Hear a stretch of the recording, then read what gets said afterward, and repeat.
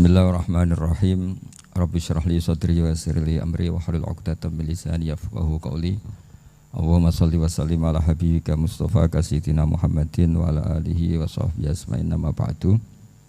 Yang sangat saya hormati Ketua Yayasan Badal Wakaf Habib Hasan Al-Munawwar. Juga di sini ada Bapak Rektor Pak Bejo, ada Direktur RSI Bapak Masyudi, para pembantu rektor, para dekan, semua yang hadir saya hormati. Ini karena acara kampus, acara rileks, saya akan menyampaikan kajian ilmiah secara rileks bahwa ini meringati tahun baru itu jelas salah ini. Ini bukan tahun baru ini, tahun terakhir. Karena ini tanggal 29 ya. 29. Jadi ini meringati akhir tahun. Tapi karena rektornya itu orang bejo, dalah itu enggak ada yang nyoal kesalahannya. Jadi ini orang pinter sama orang bejo itu hebat orang bejo. Saya ini orang pinter, maka tahu kalau ini itu akhir tahun, bukan awal tahun. Tapi saya ada orang bejo, pinter saya tidak terekspos, sehingga orang tetap saja bilang ini peringatan awal apa? Tahun. Jadi menang orang bejo gitu. Ini akhir tahun apa awal tahun? Hari ini akhir tahun. Berarti ini peringatan apa? Akhir tahun. Hanya orang bejo yang kesalahannya tidak dikoreksi. Jadi ini alhamdulillah. Jadi ya, tapi ini kesalahan yang tidak maksiat. Insya Allah dimaafkan Allah Subhanahu Wa Taala. Ini karena kesalahan itu ada dua, ada kesalahan yang maksiat, ada kesalahan yang tidak maksiat. Saya punya komitmen terhadap agama ini. Baik tadi yang dikatakan Pak Rektor, ada unsur ulama, ada unsur habaib, ada unsur pengusaha, ada unsur birokrat. Di antara kenangan-kenangan saya dari Syekhina guru kita bersama Kiai Haji Maimun Zubair, beliau itu sering dawuh, sering ngendikan, dan itu saya sampaikan juga ketika 7 hari wafatnya Agus Robah, cucu Mbah Maimun, putra Agus Subah. Di antara yang beliau katakan itu adalah sok hak agama itu sing nggawa pegawai negeri.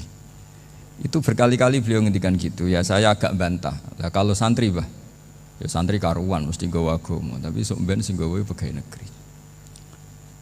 Setelah saya jadi kiai dan penelitian, saya itu berkali-kali didatangi dokter, tentara, juga polisi. Mereka sering bilang gini, Gus saya ini dokter negeri. Saya ke NTT, ke Papua, karena saya muslim, berkebutuhan Islam, maka dibikinkan musola, dibikinkan masjid. Kalau kiai tidak bisa, bikin sendiri urunan mau narik siapa gitu. Mau narik tarikan di jalan yang mau nyumbang siapa. Tapi kalau kebutuhan negara, karena tugas negara, ya difasilitasi negara dan tidak dianggap misionaris karena negara. Begitu juga di beberapa negara yang non muslim kayak di Argentina, di Venezuela, itu ada masjid, ada kajian Islam ya karena duta besar. Dan itu aparat negara. Disinilah kearifan para ulama berkoalisi dengan umarok dengan makna yang positif bahwa agama ini harus ditopang umarok, sistem negara. Tentu di situ ada tentara, ada polisi, ada macam-macam. Kita sebagai kiai juga enggak berdaya di depan para bandar narkoba apa-apa kalau enggak ada BNN. Kita mau apa dengan korupsi kalau enggak ada KPK. Sehingga kearifan para guru-guru kita, mulai Mbah Maimun, bapak saya sendiri, NU, Muhammadiyah, semua ormas-ormas Islam itu pasti maulah kerjasama. Karena kita siapa ya? Kalau enggak kerjasama. Dan di antara pesan Rasulullah SAW adalah yaduwahi ma'al jamaah. Jadi apa ya, kebersamaan itu sudah berkah. Fa inna yadallahi ma'al jamaah. Jadi berkah. Lalu kenapa saya kalau ngaji bawa kitab? Ini agak sebetulnya itu lazim. Lazim itu suatu yang harus. Tapi karena kelamaan mubaligh itu tidak pakai kitab. Seakan-akan bawa kitab itu yang aneh. Sebenarnya aneh mereka. Karena begini logika simpelnya ya. Umat Nabi ini berhak dapat apa coba? Berhak dapat warisan yang paling luhur, paling hebat, paling jernih. Apa itu Quran dan hadis? Pertanyaannya, siapa yang paling punya hak otoritatif untuk menerangkan Quran hadis? Ulama. Ulama yang mana? Ya yang kapabel, yang sudah diakui dunia kayak Imam Ghazali, Imam Bukhari, Imam Syafi'i. Artinya kalau kita tidak pakai materi itu ulama mendapat pikiran kita, bukan mendapat pikiran mereka. Saya ulang lagi, kalau kita tidak pakai materi yang otentik, yang orisinil, umat ini mendapat pikiran kita, bukan pikiran mereka. Maka saya berusaha supaya teman-teman atau semua umat Islam dapat pikiran-pikirannya Imam Ghazali, pikiran-pikiran Imam Bukhari, pikiran-pikiran Abdul Qasim Al-Junaidi, kejernian-kejernian Abu Yazid Al-Bustami. Kejernian itu diantaranya adalah misalnya makalah yang menurut saya itu makalah yang super. Jadi untuk ngadepi krisis karena COVID atau karena apalah. Itu lama dulu sederhana sekali. Beliau-beliau punya rumus yang mungkin jarang didengungkan orang, tapi saya akan kampanye rumus ini. Al-istighna, hakikatul istighna, itu adalah al-istighna anis syai' labihi. Jadi pemenuhan kebutuhan yang sebenarnya adalah kita berusaha menghindari sebanyak mungkin kebutuhan yang sekunder, yang enggak penting. Bukan memenuhi semua yang kita inginkan. Jadi misalnya begini ya, kalau kita lapar, itu keinginan kita itu makan enak apa asal makan? Tentu jawabannya asal makan yang sehat. Tapi kalau nuruti nafsu kita, makannya yang enak, teman makannya enak, terus di warung yang favorit. Ini kan satu kebodohan. Kenapa untuk makan saja butuh definisi sekian banyak?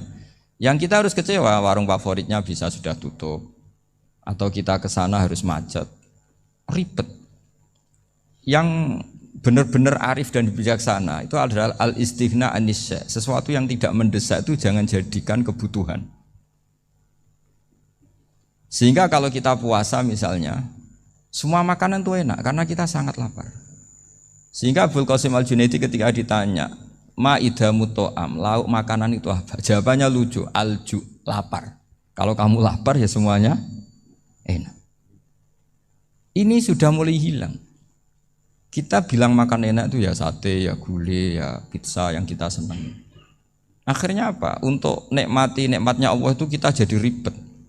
Apalagi yang orang-orang fasik harus ditemani perempuan yang tidak halal misalnya, atau harus ada ajudan, ribet. Nah pertanyaannya, orang yang ribet sama yang enggak ribet itu pinter mana? Pinter yang enggak ribet. Nah ini kearifan-kearifan yang mulai hilang. Lalu siapa yang bisa mewarisi itu? Ya ulama. Jadi ulama itu cara berpikir sebenarnya simple. Makanya mereka sering kalau tahajud itu, di antara makalah Sayyidina Ali paling terkenal dan yang menjadikan beliau punya derajat yang luar biasa, itu adalah kafani izzan antakuna li robban wa kafani fakhran an akuna laka abdan. Ya Allah, saya ini sudah begitu mulia, begitu terhormat dan sangat-sangat terhormat karena yang menjadi Tuhan itu Engkau. Jadi rumus pertama itu karena menjadi Tuhan itu Engkau. Hanya Tuhan yang abadi, Tuhan yang pertama, hanya Tuhan yang al-awwal. Coba ya Allah, kalau saya ini punya Tuhan Fir'aun, punya Tuhan mati jadi tontonan lagi, itu kerennya di mana coba? Andai kan kita punya Tuhan Fir'aun, atau punya Tuhan yang asal usulnya manusia, apapun hebatnya manusia itu, kita punya Tuhan manusia itu. Tuhan yang lapar, yang kalau nggak makan mungkin pingsan, mungkin bisa kena COVID, nanti Tuhannya diisolasi, kayak apa? Makanya ketika Tuhan Allah menyindir ketuhanan selain Allah itu, Allah hanya menyindir dengan kalimat sederhana, kana yakulanit to'am, yang kamu tuhankan itu masih makan. Artinya kalau nggak makan ya lemes. Jadi lama-lama ada orang gini, alhamdulillah tadi Tuhan mampir ke saya, kelihatannya lapar, setelah tak kasih makan sehat lagi. Susah nggak punya Tuhan yang seperti itu. Beda dengan Tuhan kita, Tuhan yang nggak butuh makan, nggak butuh minum, al-qayyum, zat yang berdiri sendiri tanpa butuh yang lain, al-awwal. Sebelum ada langit bumi sudah ada Tuhan kita yaitu Allah. Bandingkan dengan Tuhan-Tuhan yang dipertuhan yang lain, yang adanya setelah bumi, misalnya Fir'aun dan sebagainya. Sehingga Sayyidina Ali pertama jadi kebanggaan apa? Kafani izzan antakuna li robban. Saya ini keren betul karena punya Tuhan yaitu Engkau. Tuhan yang lahul asmaul husna, Tuhan yang semuanya punya kebaikan, punya keabadian, punya keagungan. Terus wa kafani fakhron an akuna laka abdan, dan saya bangga sekali karena saya menjadi hambamu. Kalau saya jadi hambanya Pak Rektor ribet kan? Sudah tak hormati ternyata nanti tidak rektor. Ya kan ribet kan? Terus pokoknya ribet. Jadi budaknya manusia itu ribet. Makanya ada seorang wali datang ke temannya yang jadi presiden atau jadi raja. Datang ke situ karena tidak punya uang, mau minta uang karena temannya raja. Setelah sampai sana ternyata temannya ini karena orang soleh pas berdoa, ya Allah saya minta ini, minta ini, minta ini. Terus si wali tadi pulang. Tanya, kenapa kamu pulang? Ternyata dia sama, masih minta-minta kayak saya. Jadi sederhana deh. Sama-sama minta kamu, minta zat yang kamu mintain katanya. Jadi dulu itu orang itu sebegitu dekat dengan Allah. Sehingga si raja ini terus ketemu wali tadi tanya, kenapa kamu menyepelekan saya padahal sekarang saya raja. Terus ditanya sama wali tadi, karena temannya, kalau kamu di padang pasir tidak bisa minum dan harus minum 1 gelas, dengan ongkos kamu harus mengasihkan semua kerajaan kamu demi minuman itu. Pilih mana, minuman apa tetap jadi raja? Ya saya milih bisa minum. Saya tidak raja tetap hidup, tapi kalau nggak minum mati. Bagaimana Anda bangga dengan satu kerajaan sing la yusawi kak samain, yang tidak sama dengan segelas air.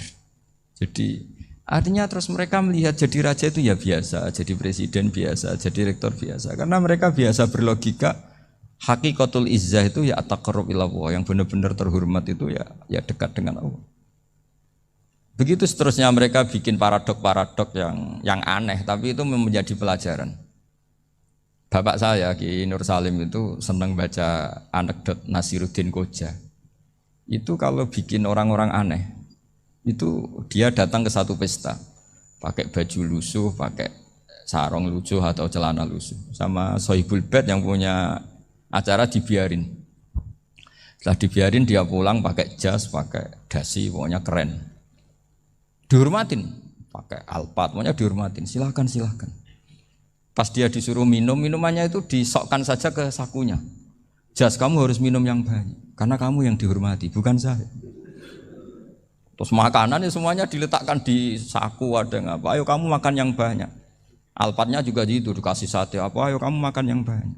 Mereka tidak melihat saya, melihat kamu. Akhirnya orang satu pesta itu istighfar semua, berarti kita ini salah. Terus dia pidato, kenapa kamu uang gitu? Tadi saya datang, orangnya sama. Gara-gara beda pakaian, penghormatannya beda. Berarti yang berhak dapat makanan ini jasa ya, bukan saya. Betapa naifnya kita sebagai orang. Ternyata kita masih hormat sesuatu yang seperti itu, yang atribut lah. Jadi orang-orang sufi itu orang yang bisa menertawakan dunia. Akhirnya ya, pertama dia dianggap orang gila, masa jas dikasih makan, dikasih minum. Tapi secara fikih dia benar, haram dia makan. Karena pas dia datang dibiarin, setelah pakai jas dikasih makan. Berarti hakikat yang dapat rezeki siapa? Jasnya apa orangnya? Jasnya apa orangnya? Jasnya. Jadi itu orang-orang sufi, kearifan orang-orang dulu itu bisa ngelola hal-hal yang keseharian menjadi luar biasa. Ada seorang wali melihat istrinya makan 1 piring, anaknya makan 1 piring. Ditanya, kalian kenyang? Wah, kenyang sekali. Melihat anaknya minum kopi 1 cingkir seneng, kalian seneng sekali. Wah, kalau seneng dengan hal-hal yang murah bisa, ngapain harus seneng dengan hal-hal yang mewah? Bodoh sekali saya. Sehingga terus mereka bisa qanaah. Qanaah itu ya hidup itu simpel, sederhana. Jadi tentu saya tidak akan ngomong yang muluk-muluk, selain itu tidak bidang saya juga apa ya. Kita ini butuh obat di kondisi Covid seperti ini, butuh kesederhanaan, butuh apa ya? Istighna tadi, kita harus istighna billah an ghairillah. Jadi sudah cukup bahwa Allah ini segalanya. Sehingga tadi saya dengarin himnenya Unisula, yang paling saya kagum adalah dimulai dengan kalimat-kalimat thayyibah. Di antara tugas suci Nabi Ibrahim dan semua nabi adalah wa ja'alaha kalimatam baqiyatan fi aqibi. Nabi Ibrahim itu nabi yang diberi gelar Allah. Dia adalah nabi yang menjadikan kalimat tauhid itu kalimat yang abadi. Fi akibih, di anak turunnya, di semua generasinya, baik anak turun karena gen maupun karena pembinaan, karena pendidikan. Ini penting sekali saya utarakan karena apa? Satu kehidupan itu sebenarnya digerakkan oleh kata-kata, oleh moto kalau orang bahasa modern.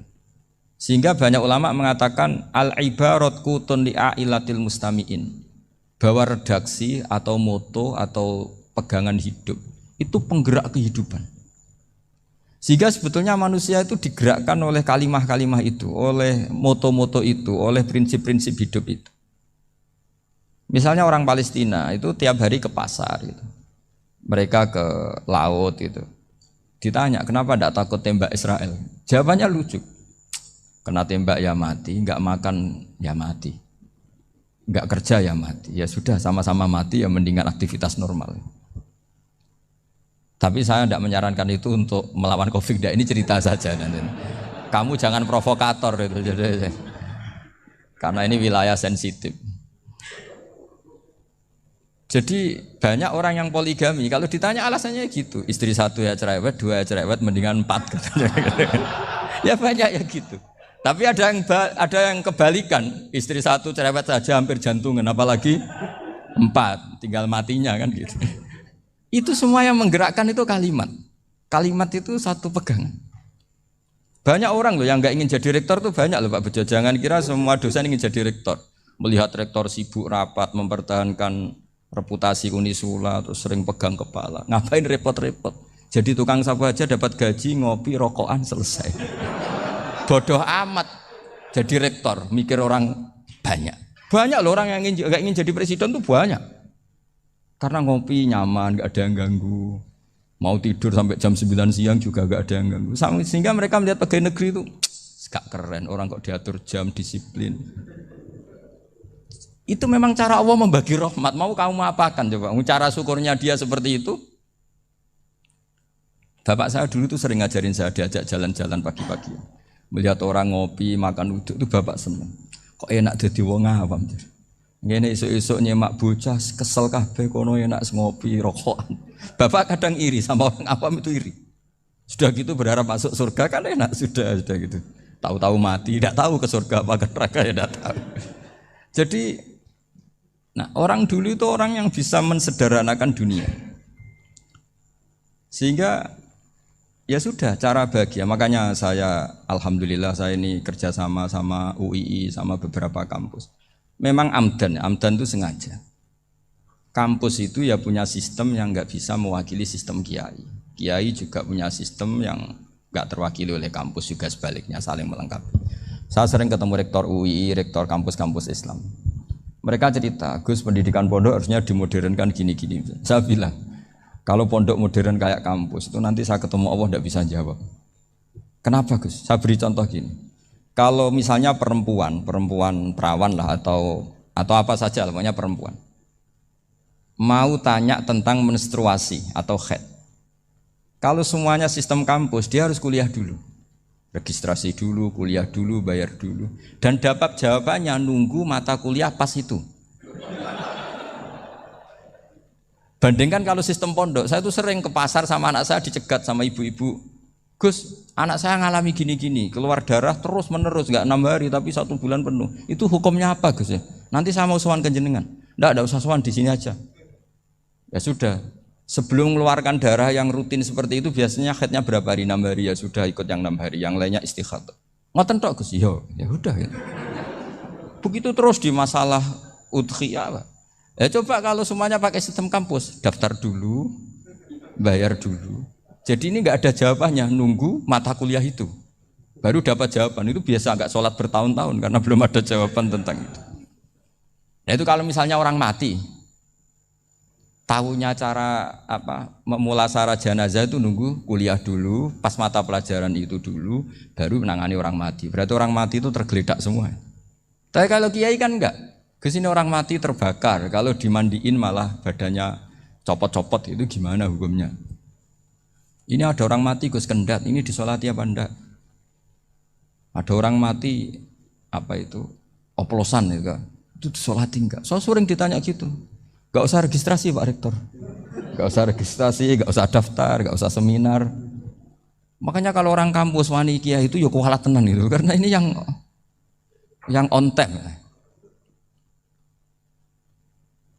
Tapi pondok seperti saya ya ikrar seikrar-ikrarnya pentingnya kampus karena melatih efisiensi waktu, disiplin, tata kelola manajemen sehingga kita ya hormat.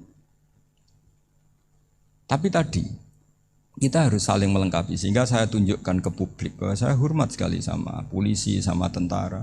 Coba kita bisa apa ngadepi bandar narkoba kalau enggak polisi? Bisa apa coba menjaga NKRI kalau enggak tentara? Begitu juga ya sudahlah kita memang fa inna yadallahi ma'al jamaah. Kita berkah itu kalau bersama-sama. Enggak bisa kita sendiri. Nah lalu orang kayak saya itu ya beberapa kali sebetulnya saya itu ditawanin jadi doktor honoris causa apa. Kekhawatiran saya satu Pak Bejo. Takut pas enggak punya uang. Itu dokter kok di duit kan gak pantas gitu. Jadi repot gitu, daripada beban lah sudah lah, nggak usah dokter. Jadi kalau nggak punya uang ya pantas, terus kalau ngebis ya pantas. Suatu saat kalau mati nggak ada yang hadir ya pantas, nggak dokter gitu. Kalau sudah dokter kok masuk neraka, dokter kok masuk neraka kayaknya apalagi rektor kampus Islam kok masuk neraka itu kan kok kayak nggak pas itu. Misalnya rektor Unisiola ditanya mungkar nakir, nggak bisa kan kayak gimana gitu. Makanya harus sering ngaji saya supaya nggak malu di depan mungkar nakir. Masa rektor ditanya mungkar nakir nggak bisa. Harus berani bentak. Ini saya rektor loh Pak mungkar nakir. Masa kalau wali-wali dulu berani. Masyhur di cerita wali-wali ditanya marabbuka manabuka. Saya ini guru tauhid. Kok kamu tanya marabbuka manabuka yang ngelotok? Kamu tidak pernah ngaji, enak aja tanya. Jadi wali-wali itu ya rileks ngadepi mungkin. Saya yakin rileks wali di Bang Pak Rektor. Saya yakin itu. Karena wali itu lebih dekat Allah. Sehingga orang dulu itu saya ulang lagi ya, ada satu kearifan namanya hidup itu apa? Hidup itu adalah cari sebanyak mungkin supaya hidup itu tidak tergantung pada banyak hal. Sehingga misalnya cara berpikir orang-orang modern itu sebenarnya banyak orang-orang ilmuwan yang nggak ngagumi Amerika. Bukan karena angkuh ndak. Untuk mempertahankan kebesaran negara sebesar itu, kebutuhan listriknya besar, kebutuhan tentaranya besar, kebutuhan apa. Sementara negara kayak Venezuela atau Swiss kebutuhannya ada banyak. Pertanyaannya, yang tergantung dengan banyak hal sama yang tidak tergantung banyak hal, itu pinter mana? Kalau dibalik pertanyaannya gitu, negara-negara maju itu tidak keren kalau dibalik pertanyaannya. Orang yang untuk mempertahankan eksistensinya banyak, butuh banyak hal, dengan yang tidak butuh banyak hal, itu pinter mana? Orang yang bahagianya nunggu jadi dokter, nunggu jadi kiai besar, kiai viral, dengan orang yang bahagia cukup dengan ngopi, itu pinter mana? Tapi kalau dibalik pertanyaannya, orang yang tahunya nikmat hanya kopi, dengan nikmat yang banyak, pinter mana? Makanya Mbah Mun tuh kalau guyon itu lucu. Aku iku sakake ambek wong desa sing mlebu swarga. Saya dulu eskal mlebu swarga kok disakeni. Akhirnya beliau memberi penjelasan. Wong desa iku roe pakanan enak, iku mau kopi mbek uduk. Lah swarga iku mau nuruti sing dikarepno. Akhirnya wis mau mangan, wis ngopi, nguduk, ngopi wong ora roh pakanan liyane ku ora roh. Nasi mandi ya ora roh, pizza ya ora roh apa-apa. Terus saya bilang, wah lah niku nak nganti selera tentang wanita cantik. Iku juga sederhana. Rontok pesek ya wis cantik, rontok ireng ya wis. Apa bidadarinya seperti itu karena saking enggak pengalamannya. Jadi surga itu kan nuruti apa yang diinginkan. Kira-kira keinginan orang kampung kalau di surga itu apa coba? Makanan apa coba? Ya nak senengnya ketemel gemblong itu. Artinya malaikat lebih suka nangani surganya orang-orang kampung di Bang Pak Rektor. Ini sudah ribet ini. Makanan apa saja sudah pernah dicoba. Ya. Terus kalau di mall tahu orang macam-macam, seleranya macam-macam pasti. Enak mana kalau sampean jadi malaikat pelayan surga? Suka ngelayani orang kampung apa yang orang kota? Orang kampung kan?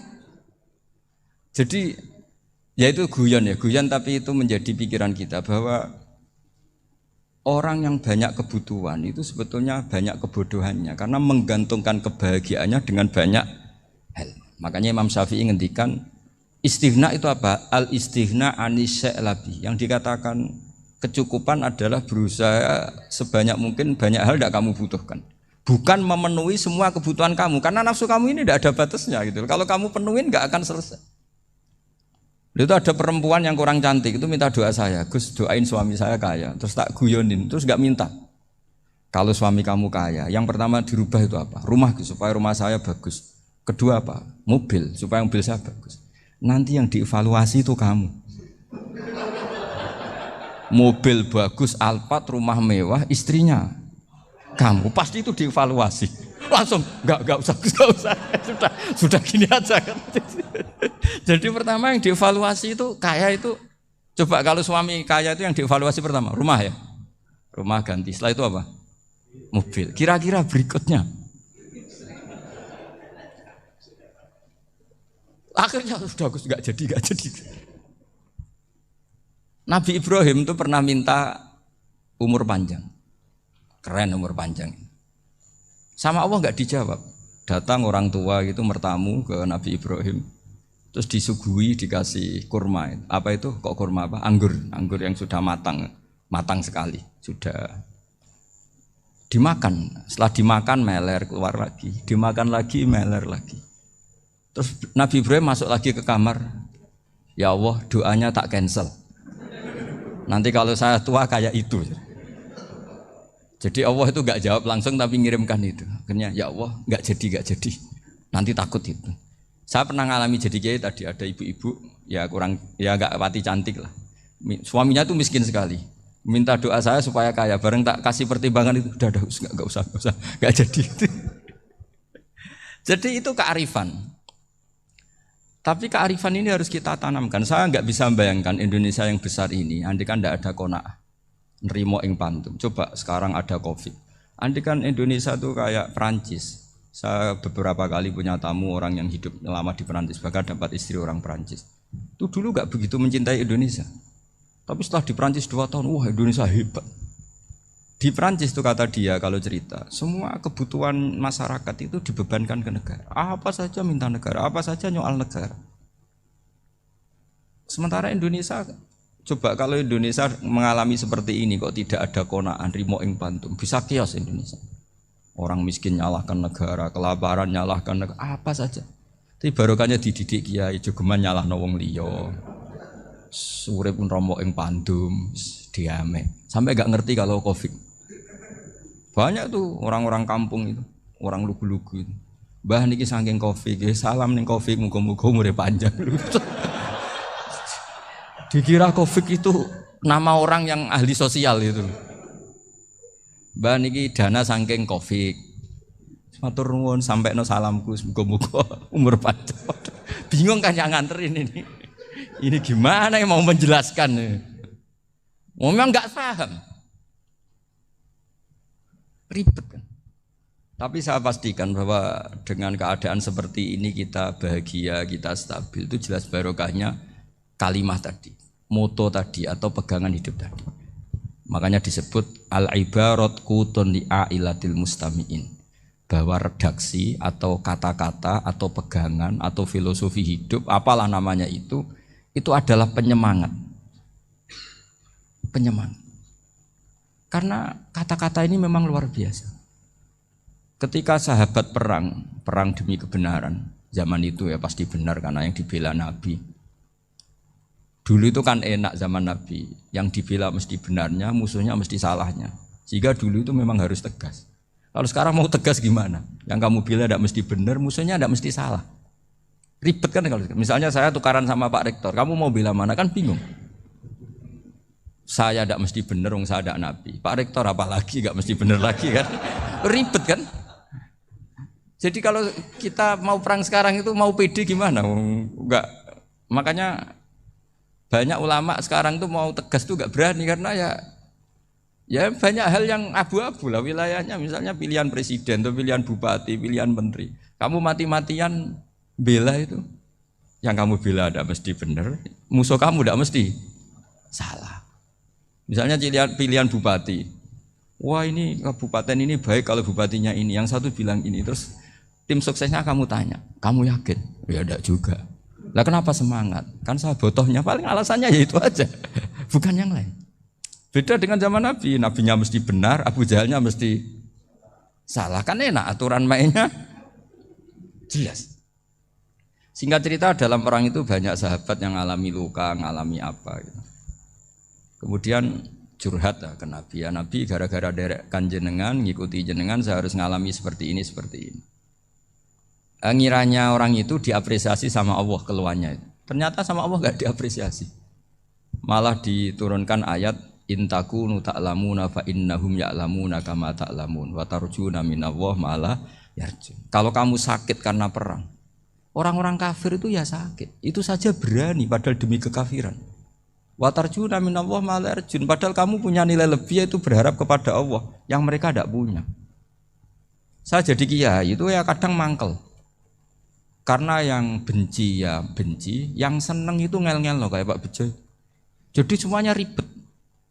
Lah iya, yang benci ya ganggu, yang seneng ya ganggu, tambah nemen. Seribet. Tapi kalau sudah ingat bandar narkoba, mereka berhadapan dengan polisi, kadang ditembak karena kesalahannya terlalu fatal.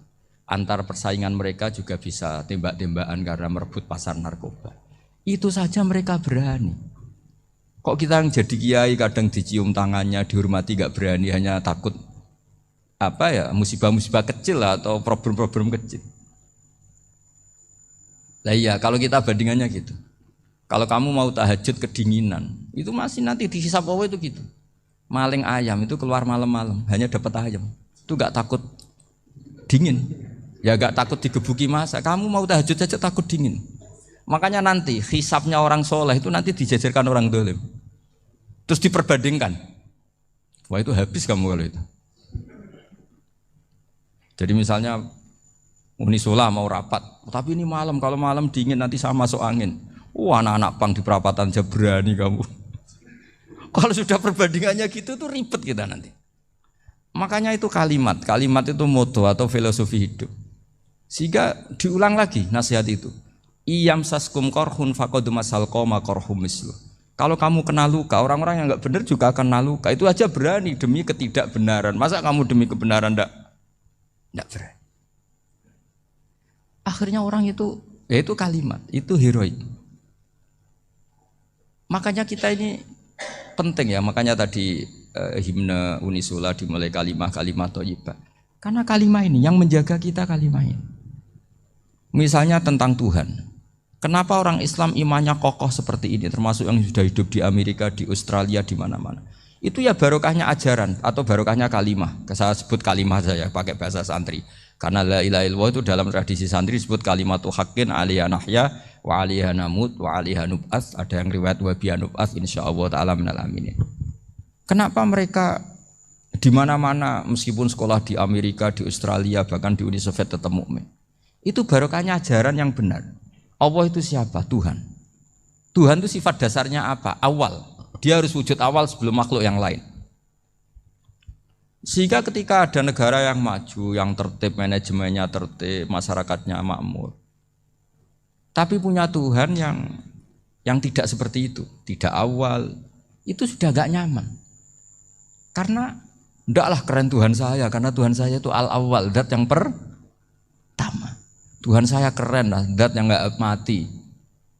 Tuhan yang gak mati, yang gak pernah mengalami kematian. Sehingga tontonan atau yang dilihat kenikmatan-kenikmatan yang lain ini tidak mengubah dia pendirian tentang Tuhan. Karena mantapnya satu kalimat tadi, bahwa Tuhan itu ya harus satu, harus awal, harus tidak mati, tidak rusak, tidak mengalami apa-apa yang membahayakan. Sehingga ketika ditawarin Tuhan yang lain, meskipun menjanjikan secara finansial atau kemakmuran, mereka gak tertarik. Itu coba, itu barokahnya makmur apa barokahnya ajaran? Barokahnya ajaran. Sering negara Islam itu kalah makmur dengan mereka, tapi barokahnya ajaran ini tetap apa? Tetap Islam. Makanya Nabi Ibrahim, Nabi yang sukses bikin wa ja'alaha kalimatam baqiyatan fi aqibi. Sehingga kita ini bekti sama orang tua misalnya, itu ya karena ajaran. Suwargamu itu karek wong tuamu. Nak wong tuamu ridho, Allah ridho. Nak ora ridho, Allah ora ridho. Ridho wa fi ridhol walidain wa sakhatu wa sukhtu wa fi sakhatil. Sehingga ketika ada orang tua yang agak brengsek gitu, anak-anak tetap hormat. Punya orang tua yang miskin, yang sudah miskin, tukang tombok nomor, banyak kan di kampung gitu. Ya tetap hormat. Coba kalau dari awal kita ngajari orang tua kamu hormati ya, kalau baik, kalau tidak usah. Bisa geger Indonesia. Tapi barokahnya ajaran-ajaran itu Indonesia tertib karena ada ajaran.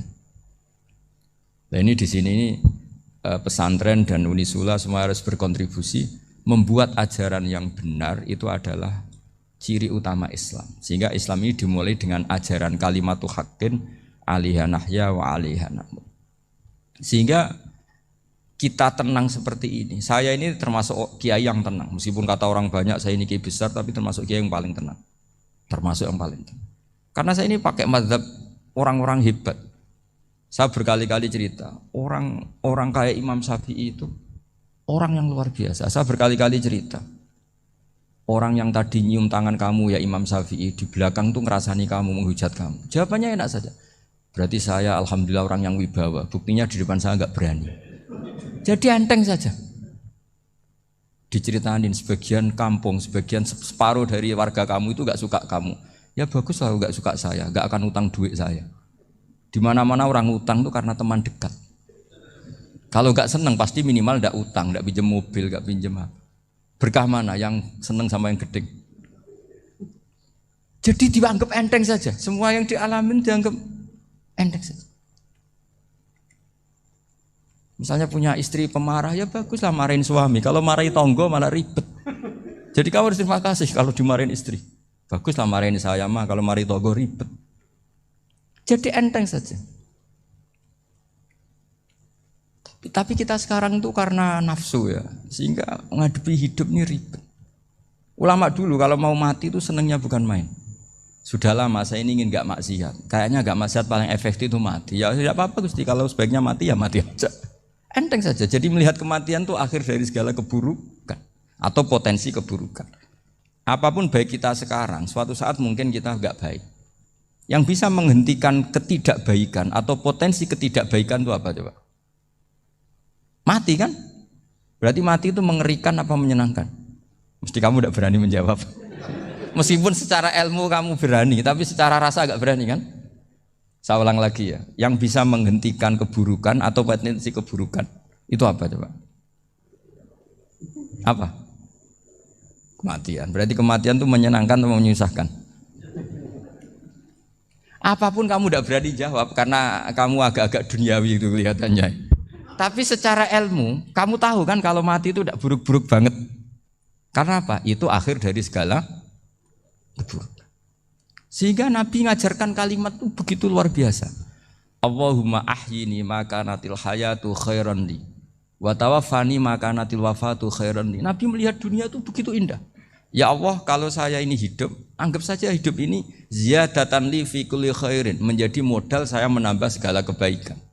Jika suatu saat saya mati, anggap mawon rohatan li min kulli syarrin, itu akhir dari segala keburukan saya. Sehingga mati hidup ya baik karena di situ kita bisa berkontribusi beramal soleh. Mati juga baik karena mengakhiri segala keburukan. Nabi nate ngendikan lagi, ajaban li amril mu'mini inna amrahu kullahu khair. Orang mukmin itu mengagumkan, semuanya baik. In asobathu na'ma syakara fakana khairan lah. Kalau baru dapat nikmat dia syukur, maka itu baik. Wa in asobatu dharra sabara, kalau dapat masalah mereka sabar, itu juga baik. Sehingga orang mukmin dua sisinya pasti baik. Itu juga kalimat, maksudnya moto atau pegangan hidup. Nah berikut ini saya beri contoh, ini kenangan saya, ini contoh terakhir. Masalah jadi orang terkenal maupun tidak. Di sini dicontohkan Imam Ghazali di halaman 367 di kitab saya 367. Juznya 3 di kitab Ihya Ulumuddin.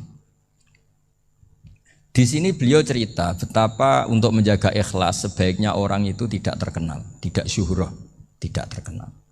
Oke, itu kita sepakat ya, karena kalau terkenal mungkin orang dipaksa publik dengan tanda kutip untuk selalu berbuat baik, tapi karena jaim lah, jaga image atau apa. Tapi ketika dibalik pertanyaannya, kamu rela yang terkenal itu orang nggak benar, sementara yang orang benar itu nggak terkenal. Lalu masyarakat taunya yang tidak benar. Kalau pertanyaannya dibalik gitu, orang baik wajib terkenal enggak? Kalau pertanyaannya dibalik seperti itu, dokter yang benar tidak terkenal, yang malpraktek terkenal. Kamu ingin kondisi seperti itu? Gak ingin kan? Kampus yang bagus gak terkenal, kampus yang bagus gak terkenal, yang gak bagus. Nah, Artinya apa? Gara-gara olah kata, olah pikiran, ini logika jadi rubah. Lagi-lagi apa? Jawaban itu ada di kata-kata sebetulnya. Makanya bab-bab seperti ini tidak usahlah kita berdebat, berpolemik. Sebaiknya orang itu humul, menutup diri. Apa sebaiknya orang terkenal, itu nggak perlu seperti itu. Sudah terserah Tuhan saja. Makanya saya mulai dulu ngaji sampai sekarang itu ya tidak punya punya ikon tertentu atau punya website tertentu, enggak. Sudah terserah pangeran. Sudah saya juga tidak sok suci materialistik atau enggak, ya enggak mikir saya. Bukan apa-apa ya, karena saya ini kiai, jadi biasa urusannya sama Allah, tidak sama makhluk. Jadi pusing kalau sama sarah-sarahnya makhluk itu pusing. Meskipun rektor kalau nasihati saya pasti tidak saya terima, itu tetap makhluk, itu sudah ada ngefek kalau saya itu sudah ada itu. Bukan karena saya sombong, ya memang makhluk betul gitu, bukan. Cuma nasibnya bejo aja, tapi makhluk tetap makhluk. Saya beri contoh ya. Ini makalah yang ditulis Imam Ghazali. Ya, i'lam aslahaka Allah anna aslal jah wa intisarus sayyid atau sayyidi wal istihar. Wa huwa mazmum itu. Balil mahmudu al-khumulu illa man sahharahu wa ta'ala linasri dini min ghairi takallufi talabi syuhrati minhu. Jadi kalau kamu ingin ibadah kamu selamat, ya kamu jangan terkenal. Tapi resikonya adalah kalau kebaikan itu tidak terkenal, maka enggak dikenali. Kalau enggak dikenali berarti masyarakat hanya punya percontohan yang tidak baik, karena yang baik tidak terkenal. Jadi itulah ulama-ulama dulu. Jadi apa-apa itu dibanding-bandingkan. Kemudian nanti kelihatan, jawabannya itu kelihatan. Jadi ulama dulu itu biasa ngarang misalnya afatun nikah, sisi negatifnya nikah, harus ngurmat istri, harus macam-macam, kalau terlantar itu ya dosa. Seperti tadi Pak Marsudi cerita, kalau orang ngapalkan Quran itu takut lupa, kalau lupa itu jadi dosa. Pertanyaannya, kalau semua orang takut lupa, takut dosa, semua orang nggak hafal Quran karena potongan-potongan lupa. Cara berpikir tidak seperti itu. Kalau berpikir ya namanya hafalan, ya inginnya hafal, kan nggak ingin lupa. Lah nanti kalau takdirnya lupa karena hal-hal yang dimaklumi oleh syariat itu nggak yang termasuk dosa. Yang dosa itu lupa liwiri udhrin syar'iyyin, lupa yang tidak ada sebab yang apa? Syar'i. Tapi lupa bawaan EQ-nya tidak bagus, lupa bawaan sering dibentak.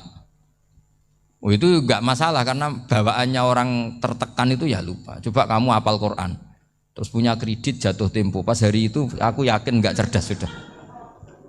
Itu bawaannya orang tertekan itu pasti lupa.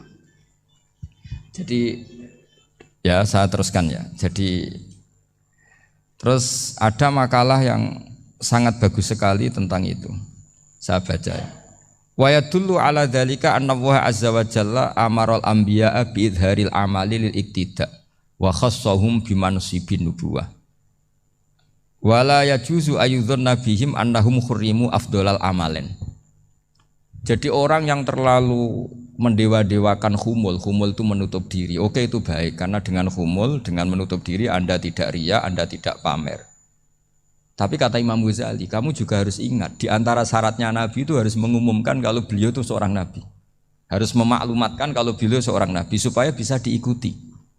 Caranya sholat harus diumumkan, sehingga Nabi itu mengatakan harus jamaah.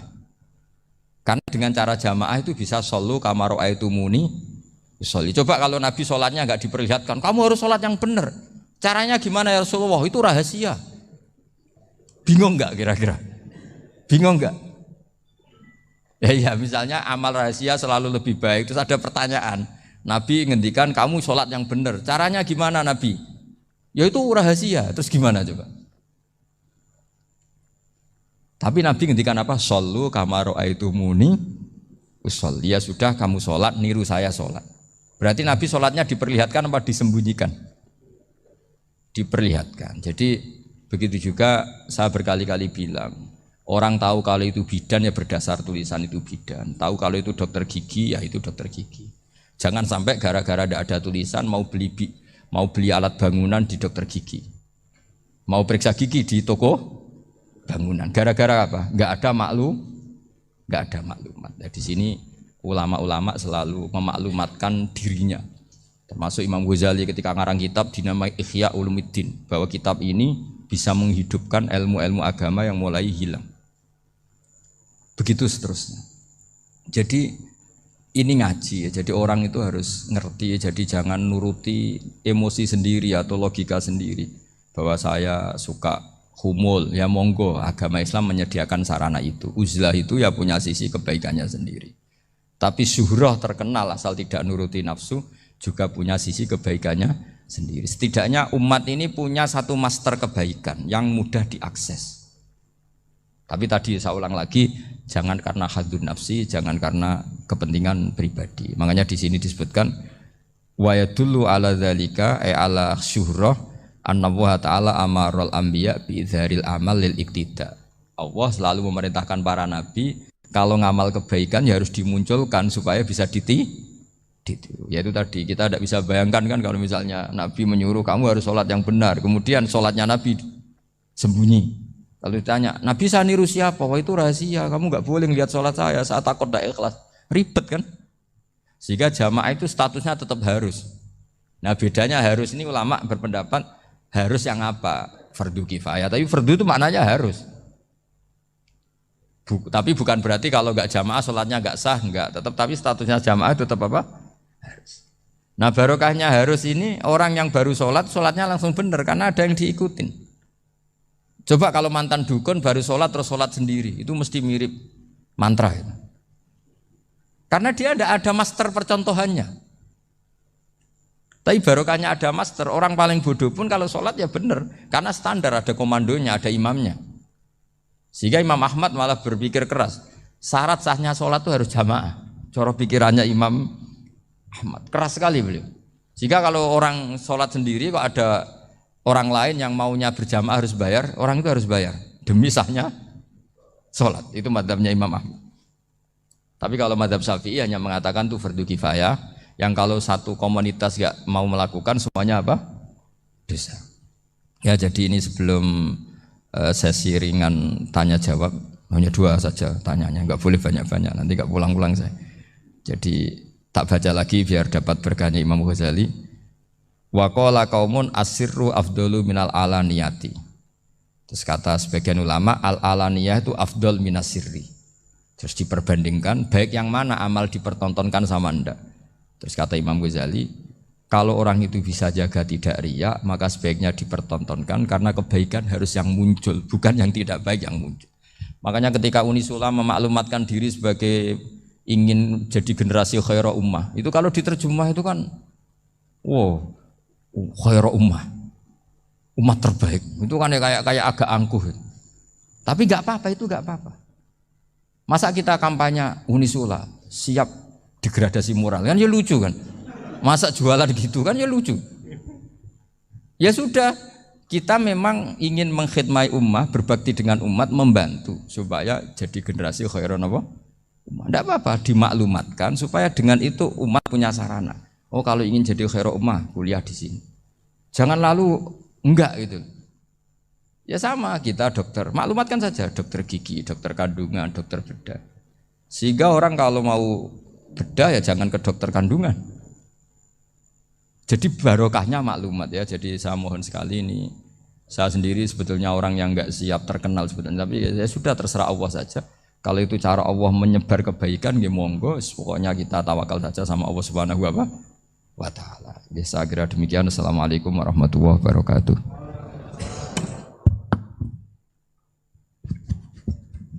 Nggih, matur suwun, Gus.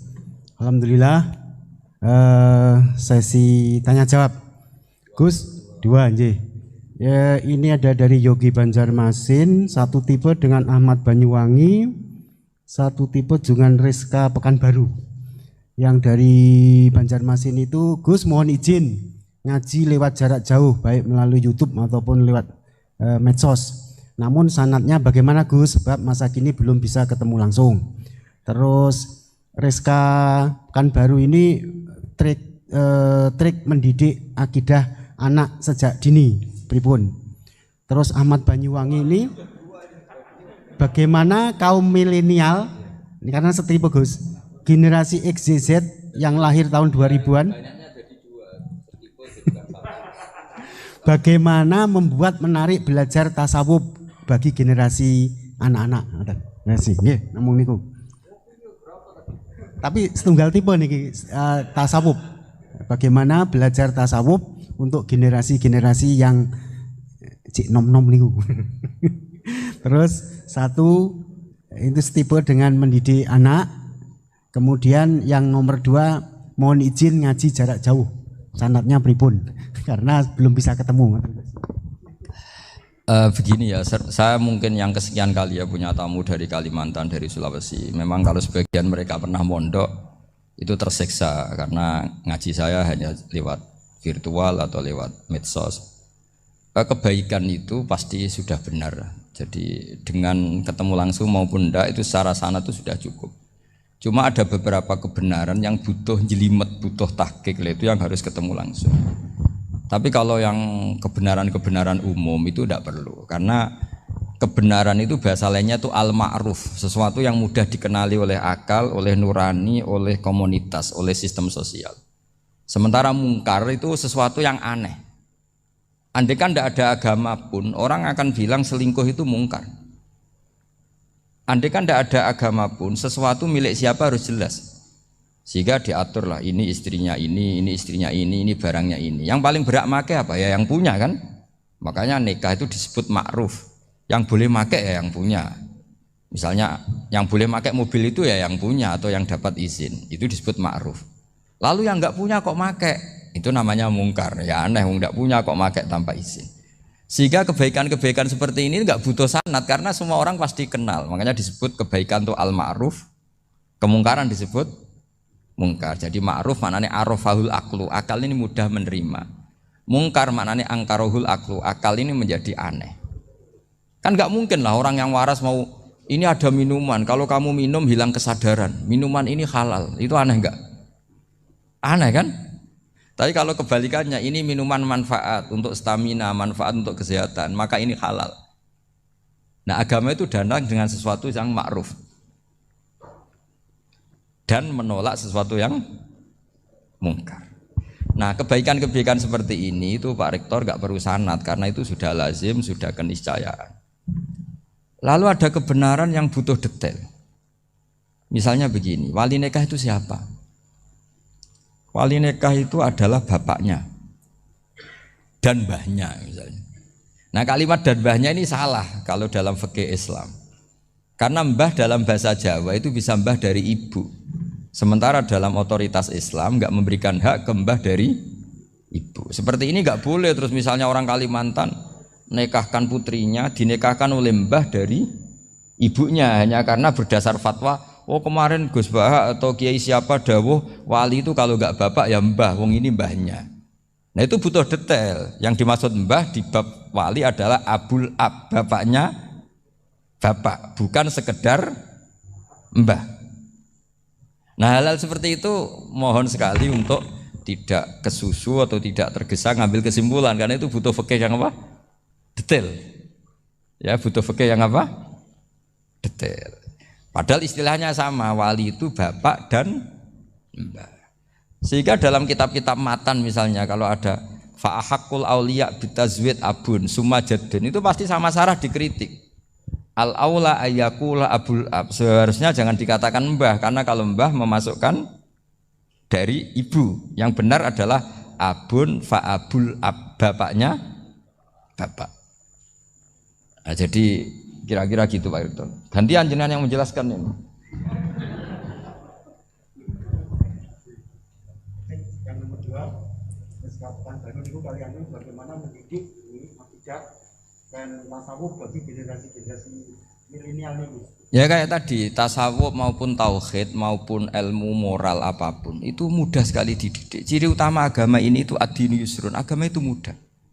Mudah itu artinya ya nurani nerima ya gampang, akal ya gampang, komunitas ya nerima gampang. Kayak tadi penjelasan saya tentang Tuhan. Ada orang miskin dari Indonesia, misalnya kuliah di Amerika. Dia mulai kecil tahu yang seharusnya jadi Tuhan itu siapa. Ya yang menciptakan langit bumi, sebaiknya yang jadi Tuhan itu siapa? Ya yang wujudnya paling awal. Kemudian dikasih alternatif Tuhan yang wujudnya ada tanggalnya. Keren nggak misalnya? Kan terus nggak keren.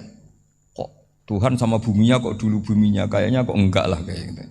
Artinya barokahnya logika yang sehat ini kan ya setahu saya hampir jarang kan yang murtad masalah tauhid itu. Kalau moral banyak yang agak nakal, tapi secara tauhid jarang yang murtad karena tanaman logika tauhid itu mantap di Indonesia. Mulai kecil kan diajarin wujud, qidam, baqa, mukhalafatul lihawadisi, qiyamuhu fi nafsi. Sama, moral juga gitu. Jong jogeman misoi wong, kan dipisoi sakit enggak? Jangan pernah mencubit orang, dicubit itu sakit. Jadi orang diberi rasa, enggak enak loh disakitin orang, dijotosin orang, ya sudah jangan jotosin orang, enggak enak. Sehingga apa ya, kalau kamu ingin sopan ya disopani ya harus sopan, kalau ingin dihormati harus menghormati orang lain. Sehingga itu tertanam. Makanya bangsa kita termasuk yang terbaik akhlaknya. Kalau musim haji itu dipuji-puji sama sekian negara karena pantangan lah kita nginjek orang sholat, melangkai orang ruko, orang sujud. Kalau orang lain mungkin kan seenaknya.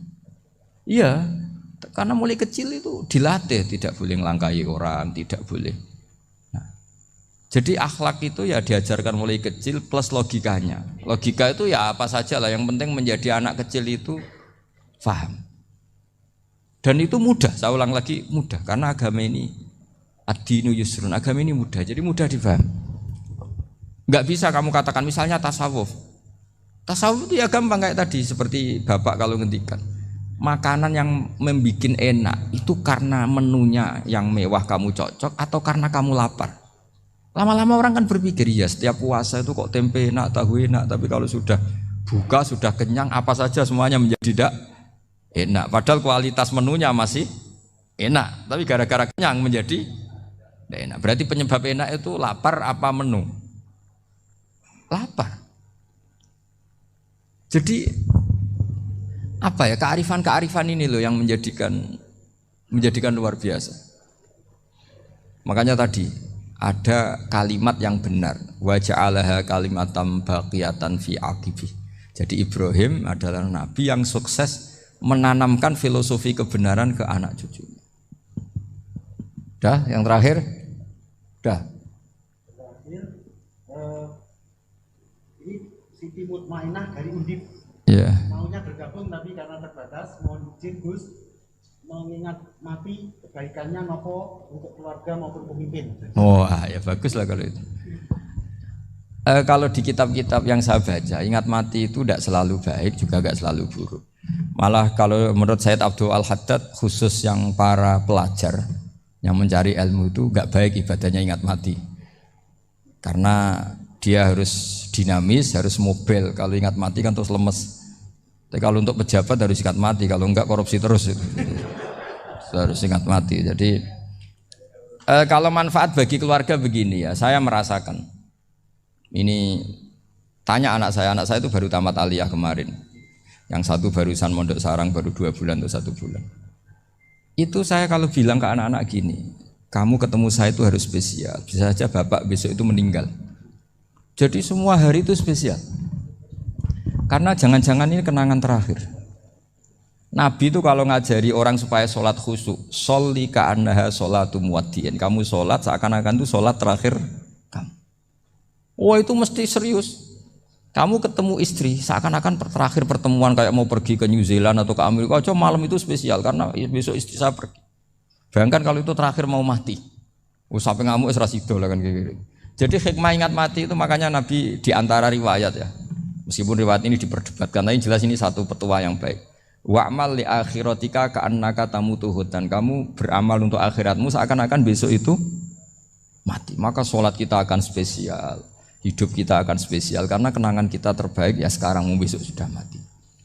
Sehingga anak-anak saya itu sama saya itu senang sekali. Saya juga sama anak-anak senang. Karena kesempatan ini tidak selalu ada. Jadi, tapi ada kalimat untuknya wa'mal lidunyaka i'mal lidunyaka ka'annaka ta'isu abadan. Untuk duniawi kamu seakan-akan hidup selamanya. Itu maksudnya itu rileks saja. Misalnya hari ini urusan nggak selesai, besok masih ada hidup. Nggak selesai, besok masih hidup, sehingga rileks. Tapi kalau urusan akhirat harus selesai sekarang karena besok sudah mati. Jadi ingat mati itu positifnya ya tadi, semuanya akan indah. Coba orang yang mau meninggalkan Indonesia, misalnya nyuwun sewu LSM yang biasa demo atau mahasiswa yang biasa demo, terus tawarin, besok kamu kuliah di Rusia. Itu warung apa saja kenangannya baik semua, karena mau meninggalkan Indonesia. Tapi kalau tahu gak meninggalkan Indonesia, demo terus. Orang-orang sering demo, tawarin ke luar negeri, kira-kira mau nggak? Pasti lebih suka apa?